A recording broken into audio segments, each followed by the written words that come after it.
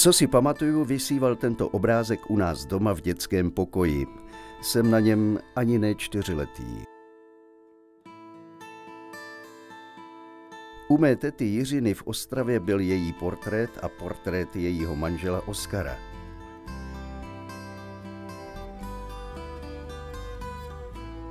Prarodiče měli ve svém domku portrét dědečka, matčina, otce. Později jsem si všimnul, že autorem je jeden člověk, akademický malíř Jan Opšil.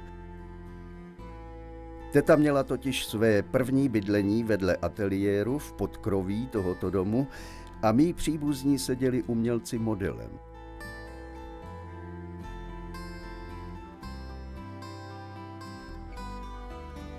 Jan Opšil, rodák z jihomoravských Hustopečí, vystudoval v polovině 30. let Pražskou akademii u Maxe Švabinského. Po studiích přišel do Ostravy, kde působil až do své smrti v roce 1983.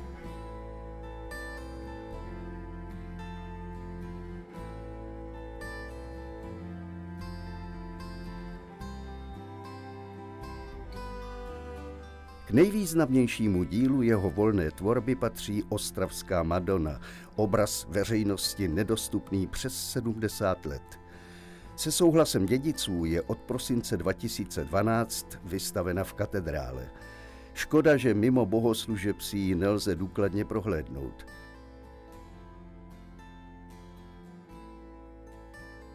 Kromě volné tvorby učil na gymnáziu v Moravské Ostravě a tvořil pro kostely. V desítce chrámů na Moravě a ve Slezsku lze vidět jeho díla. Pro kostel svatého Josefa v Ostravě navrhoval ještě před válkou interiér. Po mnoha letech, kdy kostel sloužil vojenské správě, zbyly z původního interiéru jen vitráže.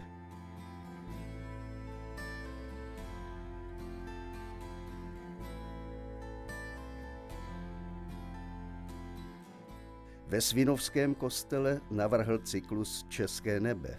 Název si po 50 letech vypůjčilo divadlo Járy Cimrmana. V polovině minulého století získal malíř zakázku pro kostel někde na Valašsku. Požádal mé příbuzné, aby mohl obrazy namalovat podle nich. Tehdejší režim sakrálnímu umění nepřál, ale zakázku dokončil a studie k finálním obrazům nám věnoval. Teta se přestěhovala jinam. Do kterého kostela byly obrazy určeny, se nedozvěděla. Aby se Jan Opšil v 50. letech uživil, musel svou tvorbu přizpůsobit novým poměrům. Působil jako scénograf. Pro Ostravské divadlo i pro jiné scény navrhl na 100 jevištních výprav. V penzi má člověk čas na to, co dříve nestíhal. Pustil jsem se do pátrání po jedné kapitolce rodinné historie. Prvořadé bylo najít kostel s obrazy příbuzných. Odpověď z olomouckého arcibiskupství přišla rychle, ale nikam mne neposunula. Umělecká díla podle autorů neevidují, mám se poptat na farách. Těch je na Moravě a Slezsku na 1100. Takovou sisyfovskou práci jsem vzdal a zkusil se poradit se strýcem Googlem. Odkazů na heslo Jan Opšil má Google sice hodně, ale pročíst je bylo rychlejší, než psát s nejistým výsledkem na fary.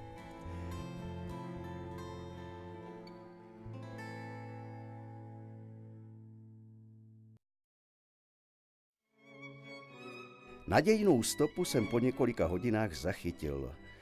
Halenkov je valašská obec. V kostele jsou obrazy Jana Opšila z 50. let. Po domluvě s duchovním správcem farnosti chystám kameru a vyrážím. Pan magistr Miroslav Lukaševič ochotně odemyká kostel a nechává mne nerušeně pátrat.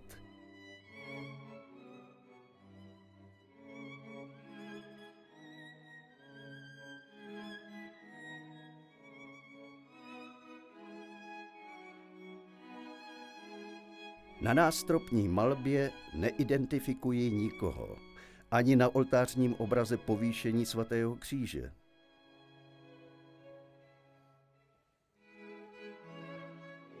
Na balustrádě kůru jsou obrazy svaté Cecílie a muzicírujících andělů.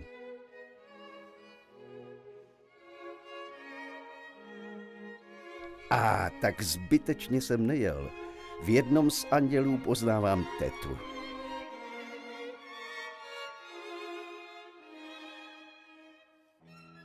Narodila se a vyrůstala v Drahotuších.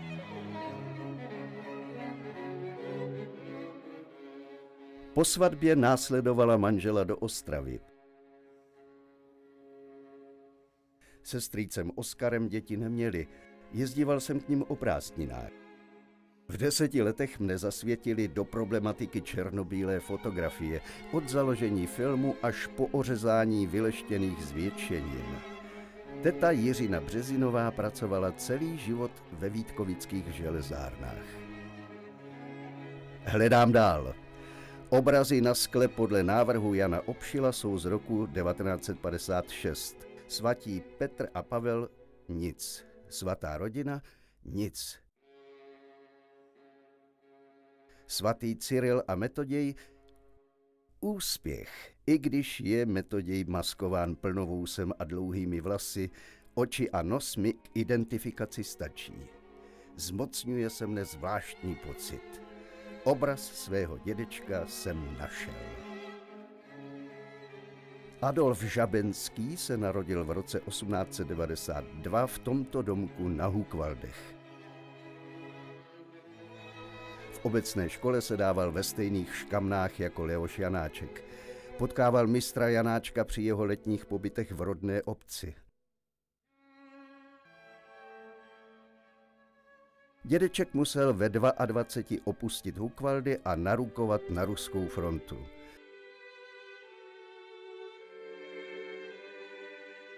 Na Ukrajině u města Dubno byl v září 1915 zajat. Hlad, vši, úplavice. 2 těžké roky prožil v zajateckém táboře Dárnica u Kyjeva, než v září 1917 vstoupil do legií. Se 6. hanáckým střeleckým plukem prodělal celou anabázi.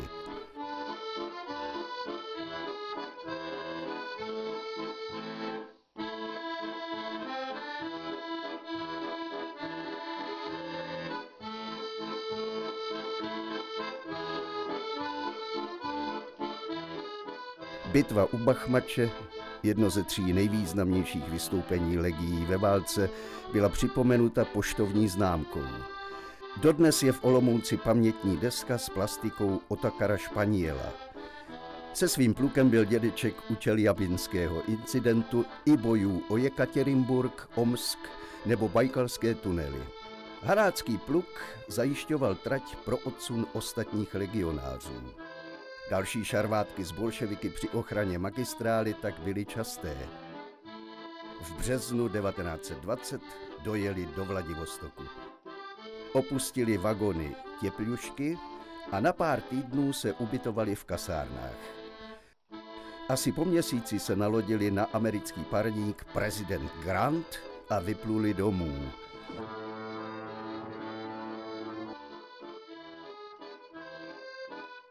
Dva měsíce trvala cesta do nové vlasti. V přístavu Hongkong loď doplnila uhlí, vodu a taky potraviny pro 5500 lidí na palubě. Kotvili tu 4 dny a tak se mohli podívat i do města. V Singapuru se zdrželi pouze 1 den. Tady se téměř dotkli rovníku.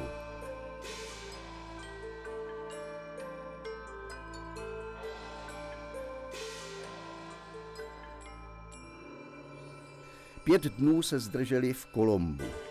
Než loď opět naložila uhlí, spali v kasárnách britské koloniální armády a měli čas na prohlídku města i blízkého okolí.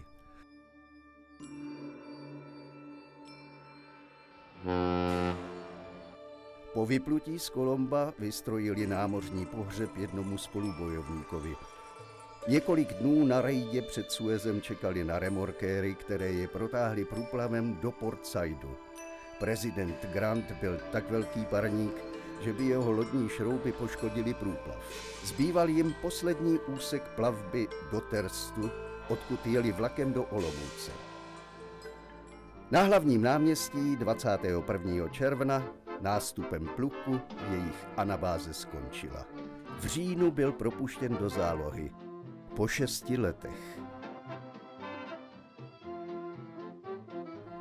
Místa ve státní správě už obsadili ti rychlejší. Práci našel ve Vítkovických železárnách jako dělník ve válcovnách plechu. Tam pracoval 35 let až do důchodu.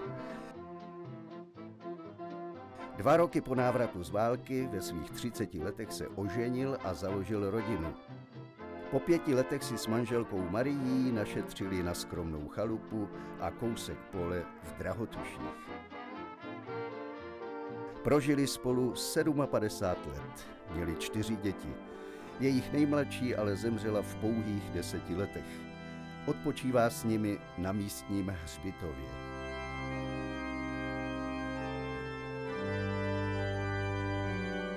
Otec a dcera. Jejich obličeje propůjčil malíř svatému Metodějovi a Andělovi. Přes půl století schlížejí na věřící v kostele valašské obce Halenkov. Věřím, že tam budou ještě další desítky a desítky let. Napadne někoho z návštěvníků, že tváře patřily skutečným osobám, lidem, kteří svůj život prožili poctivě v době, kterou jim osud předurčil.